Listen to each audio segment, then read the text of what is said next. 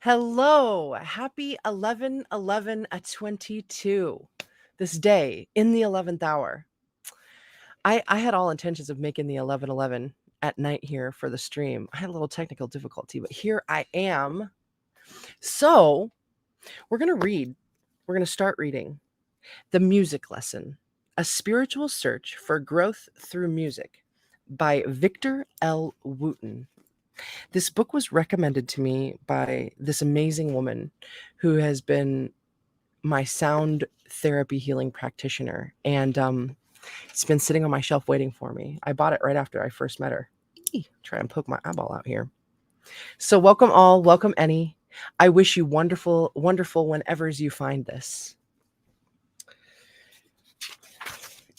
Acknowledgements. Thanks to everyone at Penguin Group USA for publishing this book. Special thanks go to David Shanks, Norman Lidowski, Leslie Gelbman, Susan Allison Howard Wall, and Shannon Jameson Vasquez. Thank you all for helping me achieve this dream. There are many people who deserve credit in making this book a reality. All of you have taken part in my life, knowingly or unknowingly, in a way that has allowed me to become who I am. Whether you know it or not, you are a contributor to everything that I do. This book is but one aspect of our endeavors together. I would like to thank you all for reading, proofreading, editing, advising, teaching, suggesting, criticizing, complimenting, putting up with, and helping me in some way or another, or not. It is all very much appreciated. Special thanks, kisses, and hugs go to my wife, Holly, and my kids, Kayla, Adam, Ariana, and Cameron, for loving, teaching, and inspiring me, and for helping me to be a better me. I love you. AF, I love you. 11/11. Woo! Welcome all. All of these, when it says you, they're a capital U. It's kind of throwing me off. I can do this. I keep thinking maybe it's some sort of like musical notation, but I don't remember learning that. Hey, no capitals, welcome in. Awesomeo, good to see ya. My parents for teaching me about life. My brothers, Reggie, Roy, Rudy, and Joseph, for teaching me about music. Paul Hargett and Rod Taylor for countless hours of help editing ideas, advice, and inspiration. Danette Albetta, Steve Bailey, and Dave Welsh for continued friendship, guidance, help, and support. All the members, crews, and supporters of the VW Band and Bela Fleck and the Flecktones. My music teachers, too many to mention, for sharing your gifts and her gifts with me. My nature teachers, Tom Brown Jr., Charles Worsham, Richard Cleveland, Seth Ricard, Hilary Lauer, Colleen Katsuki, John Young, and others for awakening me to a new world and for showing me another way to see. All the participants of the base nature camps and base at the beach. Is it bass? I mean, this is about music. I would think that it would hugs. I would think that is it, I mean, it's a camp. Are they going bass fishing or are they talking about bases? Of the bass nature camps and bass at the beach for allowing me to experiment on you, capital U. Richard Bach. The illusions. The Adventures of a Reluctant Messiah. Richard Bach.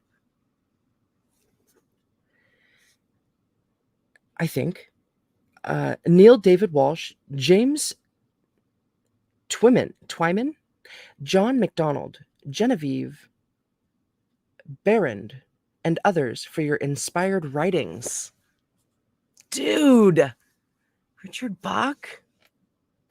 I love that.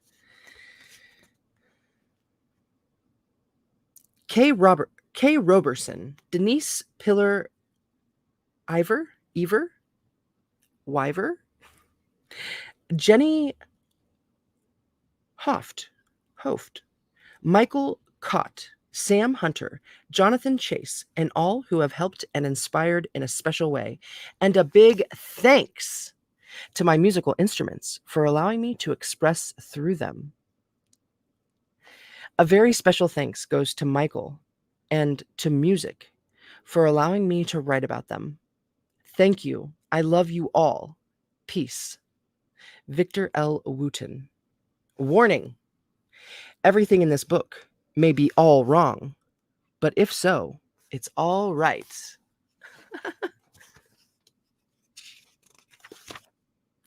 So the contents, they're so cool. The way they're titled.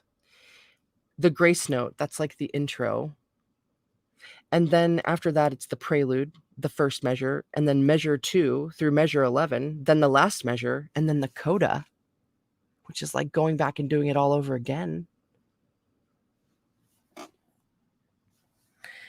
Grace note. So, truth? What is truth? And by the way, if I always tell you the truth, you might start to believe me. Michael. Delaney, welcome in. Good to see you.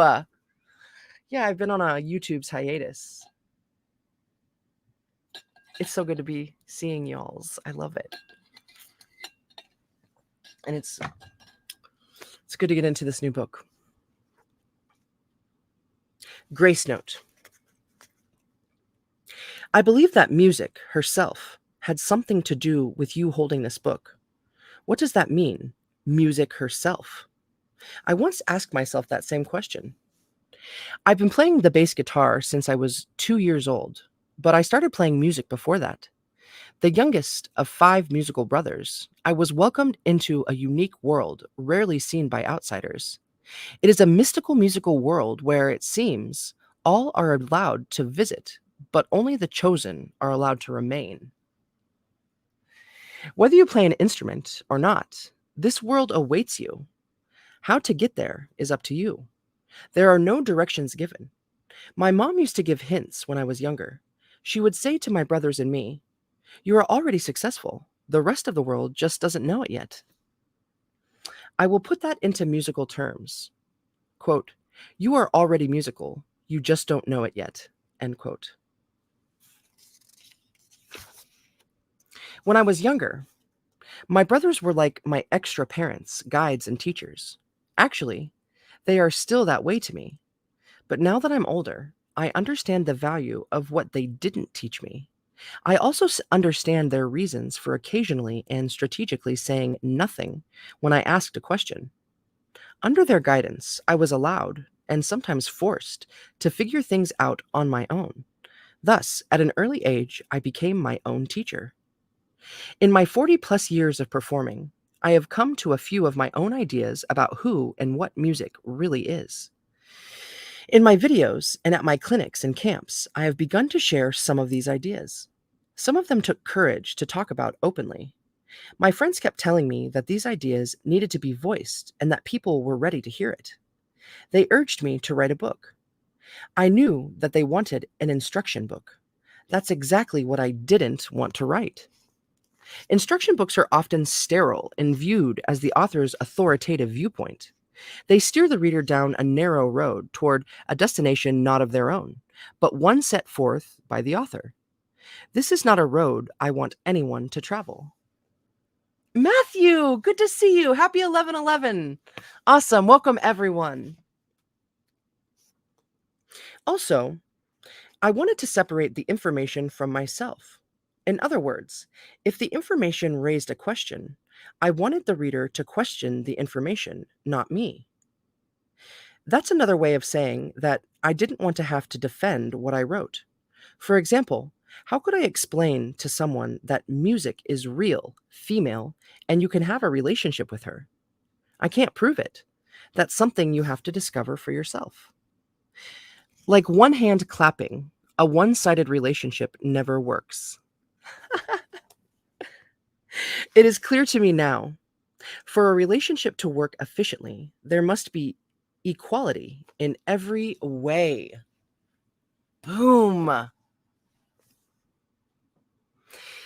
Both parties must give to each other, take from each other, respect each other, love each other, and listen to each other.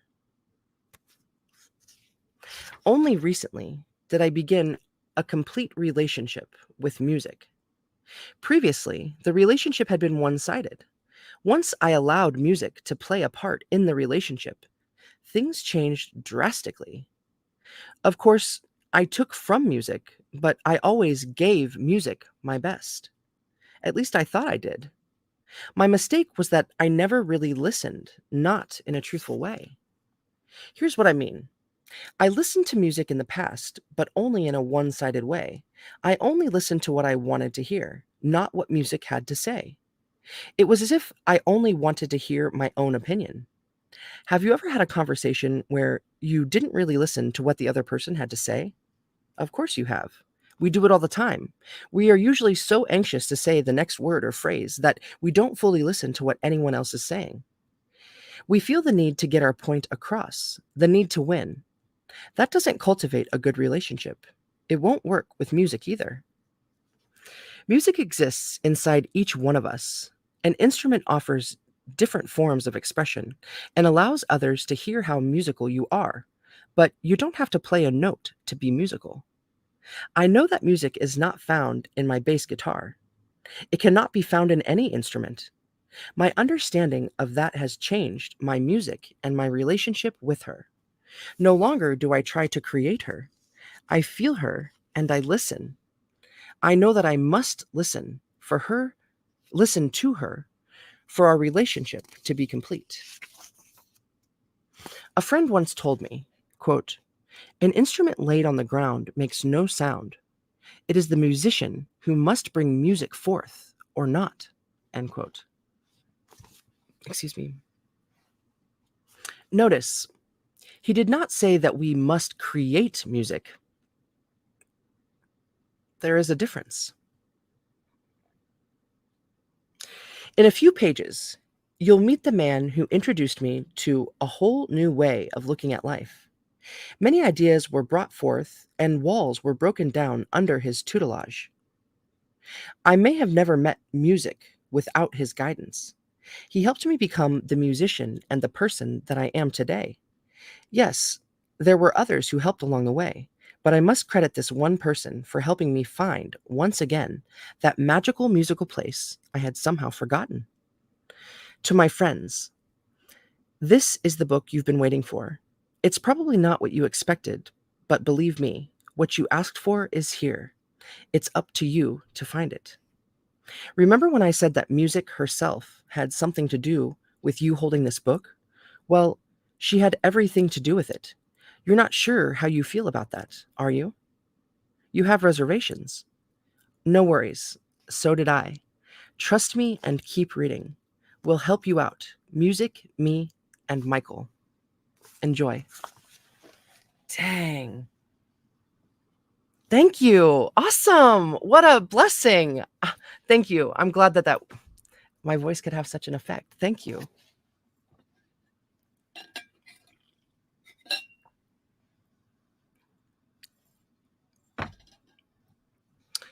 Prelude. The beginning. Boy, do I have a lot to learn. That was a quote. There is nothing new about this statement, but the story I'm about to tell you may have you saying the same thing by the end. You can resist, as I did, but if not, it will only take you a moment to find a whole new world awaiting you, one you never before knew existed. Plus, resistance wouldn't stop him. I'd been a musician for a long time. Well, let me change that right away. I'd played the bass guitar for a long time, about 20 years before I met him. Yet it wasn't until I met him that I learned the difference between playing the bass and actually being a musician. And better yet, the difference between being a musician and being musical. I thought I knew a lot about music already. I even thought I knew a bit about life. but what happened over the next few days proved to me that I was just a babe in this world. I also thought I would never tell this story for fear of ridicule. At least, that's what I always told myself, but I actually knew it was because I wasn't sure if this story actually happened. And if I didn't fully believe it was real, how could I expect anyone else to? Who would believe me anyway? I mean, I never found out who this guy really was or where he came from. The more time goes by, the more I start to think that maybe, just maybe, he came from my imagination, from some unused portion of my mind, where he's now gone back to live. I can still hear him knocking around in there much of the time. It's as if he's constantly rearranging the furniture. I can hear his voice ringing in my mind saying, "Real? What is real? And tell me, what importance does reality have anyway? Did you learn from the experience? Now that is important." This is cool. He was a strange man, unlike any other music teacher I'd ever had. There was really nothing ordinary about him. He stood about 6'3", with long, straight black hair that hung down past his shoulders. His facial features were distinct, yet in a way that made it hard to tell where he was from. He appeared to be part Native American and part something else. I've yet to meet another person with eyes like his. They were powerful. They were also as crystal clear as a Colorado mountain stream. When he would lecture me, standing nose to nose, as he often liked to do, the transparency of his eyes allowed me to look as deeply into them as he did into mine. Also, on any given day, his eyes seemed to change color. One day, they would be bright blue. Another day, they would appear green. And yet another, they appeared brown. I never knew what caused it, but it was a great device for grabbing my attention. Damn, Bean.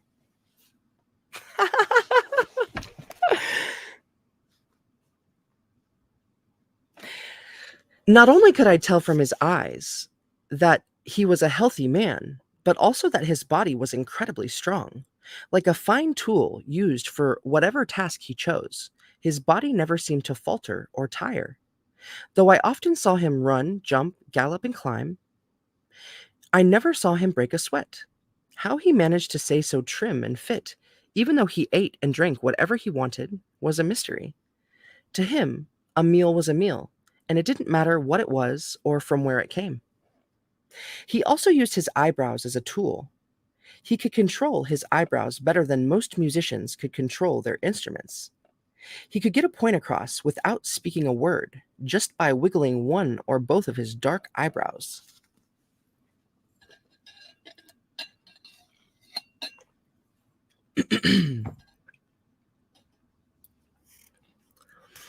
His mannerisms were unpredictably quirky, and his clothes were always the type that drew attention, yet he never ever seemed to worry about what other people thought about him. Just about every time I saw him, he had on a different outfit. His shoes, when he wore them, were either an unnamed brand of boots or a pair of old worn out sandals. I almost hate to admit it, but I actually miss the little irritating qualities about my eccentric friend. He was the most, how should I say it, free person I've ever met. He wouldn't hesitate to strip off all his clothes, hop a fence, and jump for a quick, refreshing skinny dip in a private, off limits outdoor swimming pool. Although he was always polite enough to ask me if I wanted to join him, hopping a fence naked in the middle of November for an illegal swim was not my type of fun. He possessed many of the qualities I would like to have, and I envied him for being able to do these things with seemingly no concern, worry, or embarrassment. Having an opinion without being opinionated was a gift of his. How to do that remains a mystery to me. I know I know now that he just wanted me to think, to use my brain. Dude, he's like, okay.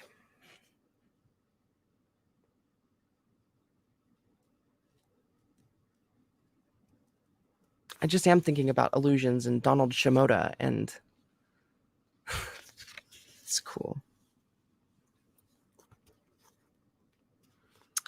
Answering my questions with a question was an important part of his teaching method. That frustrated me many times, but it made me think for myself. I'm sure that's all he wanted. I'm not sure if he ever outright lied to me, but I know that he frequently stretched the truth. Whenever I questioned him about it, he would answer with, "Truth? What is truth? And tell me, what importance does truth have anyway? Did you learn from the experience? Now that is important. And by the way, if I always tell you the truth, you might start to believe me." That confused me, as I always thought I was supposed to believe my teachers. I guess that was wrong. I can still see the sly smile on his face every time he knew he was totally confusing me. Confusion seemed to be my natural state when I was with him, especially in the beginning. I recall him saying, "Music, like life, and like you, is one entity expressing itself through its differences." That's beautiful. My puzzled look let him know that I didn't understand. "Music is one thing," he continued, "but it wouldn't exist without its parts. You couldn't play a chord without different notes. Change a note, change the chord. Life is no different, and neither are you. You are expressing yourself in life by choosing different notes all the time. Learn to be conscious of your note choices, and life will respond with the proper chord, or, in other words, life will respond accordingly. Accordingly. Hey, Matt, man, welcome in, dude. This is brilliant. This book is brilliant. Accordingly, the chord. End quote. I didn't know what to say. He just smiled. He loved to laugh. I remember telling him about an invention I once saw called the lick blocker. All capitals, the lick blocker. It was a flat piece of board that attached to your wrist while you played guitar. Oh, those kind of licks.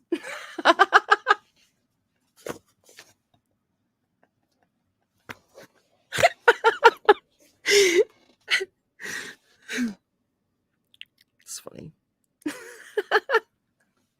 Oh no, I'm gonna cough. I'll be right back.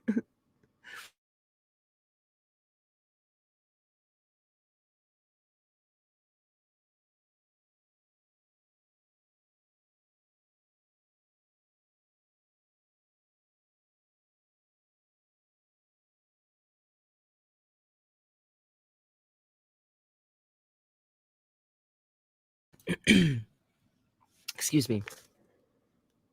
The lick blocker. It was a flat piece of board that attached to your wrist while you played guitar.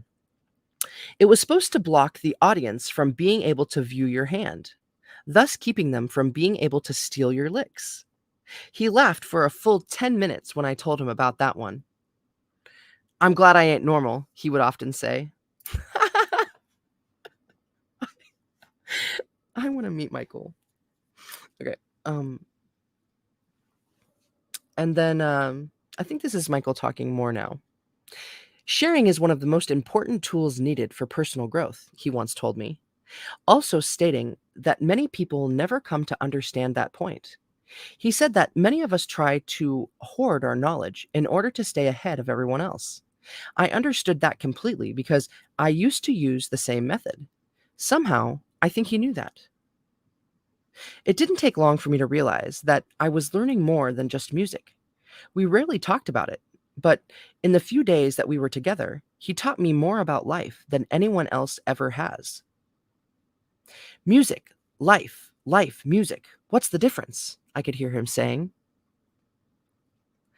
I remember criticizing him for leaving my car door unlocked. He asked me if I believed my I didn't understand that sentence. I had to read it again. I'll start. I remember criticizing him for leaving my car door unlocked. He asked me if I believed my mother whenever she would tell me that all things happen for a reason. I told him that I did. "Listen to her, then," he responded. "Change your vibes. Stop creating reasons for your car to get broken into." Boom. I had to think about that one for a while. Vibrations were an important concept to him. I guess concept is not the best word to use. I could tell that vibrations were important to him because he talked about them as if they were alive, because they are. His approach to music was the same, and he came alive whenever he talked about it. He seemed to think that all things were made up of vibrations, especially music. All things are in motion, he once told me, and although a thing may appear to be stationary, it is always moving. Excuse me.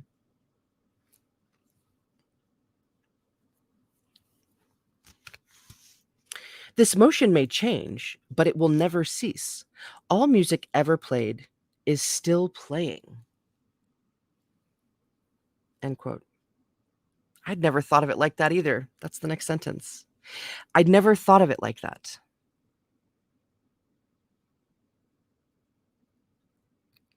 Whenever he mentioned the word music, he said it with a specific clarity I didn't have.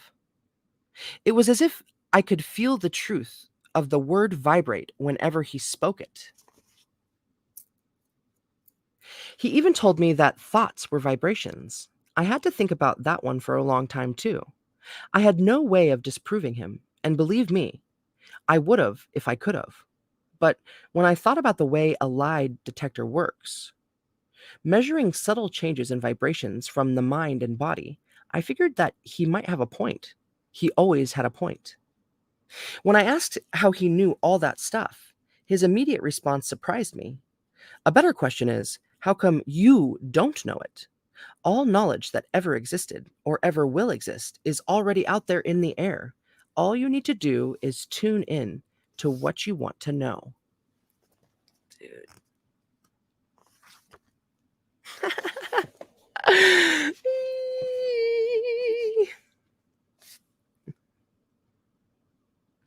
I just love it. I love it when you read things that you feel. It's so beautifully written. I'm so thankful.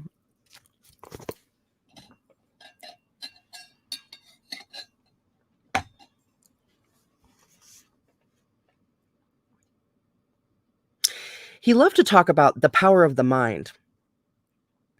All things have a mind, he would often say. Even an acorn holds in its mind a picture of the whole tree. Seeds. If this were not true, how could the tree ever show up? Do you think that your mind is any less powerful than an acorn's? Pictures or music held in the human mind are bound to come forth. They have to. That is law. Learning to use the mind is the key to all possibilities. Yes, AF. Yes, no capitals. Yes, Matthew. Yes. It feels so cool that we're ending 11/11 on this. 11/11/22 on this.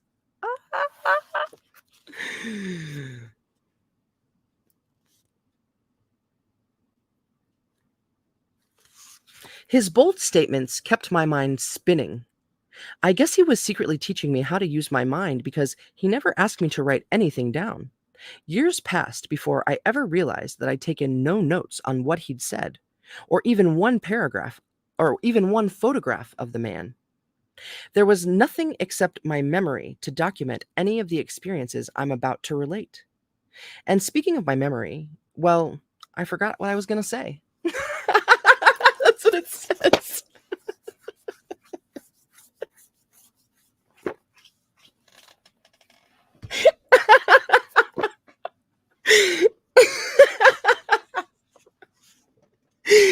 Oh, shoot, that's funny.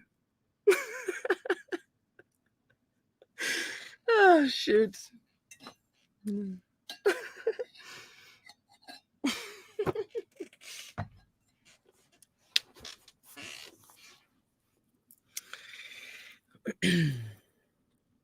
The only physical evidence that remains from his visit are 12 handwritten measures of music. He quickly wrote them out one night while we were playing together at my house. He said that they were a gift from music. At first, I thought he meant to say a gift of music, but he always said what he meant. The measures were supposed to contain all of the elements he'd been showing me. We played those few measures together as a duet, but he said that one day I would be able to play the whole piece by myself. I'm still waiting for that day. I've never shown it to anyone. Most people would just say that I wrote it, and maybe I did.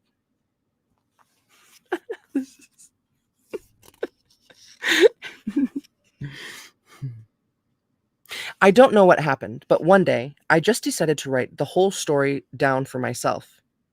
It was while I was writing these notes that I was convinced by some unknown force to share this experience with you. He would have said that I convinced myself, but I'm sure it was his voice that kept interrupting my thoughts, asking, "Who are you writing this for?" I'm still unsure where the answer to that question is, but since you're reading my words, maybe I'm writing them specifically for you. Like me, you may be wondering who this guy really was, where he came from, and where he is now. I don't know if I can accurately answer any of those questions. Sometimes I think that he came from another planet. Maybe he was a wandering, retired college professor, or even a mystic from the Himalayas. He's probably roaming around somewhere, searching for his next impressionable victim, someone else's mind to screw around with. Maybe all of the above is true.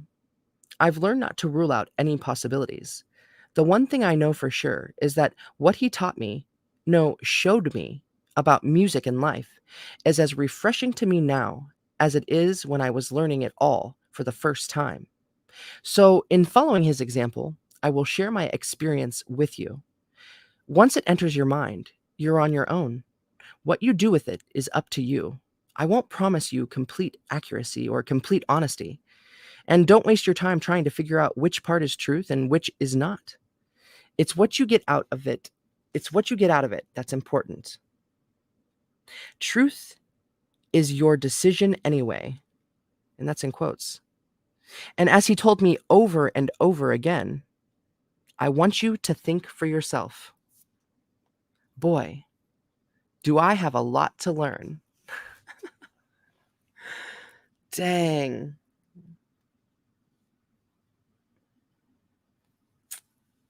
How long is this next one? I really should call it. I work early tomorrow.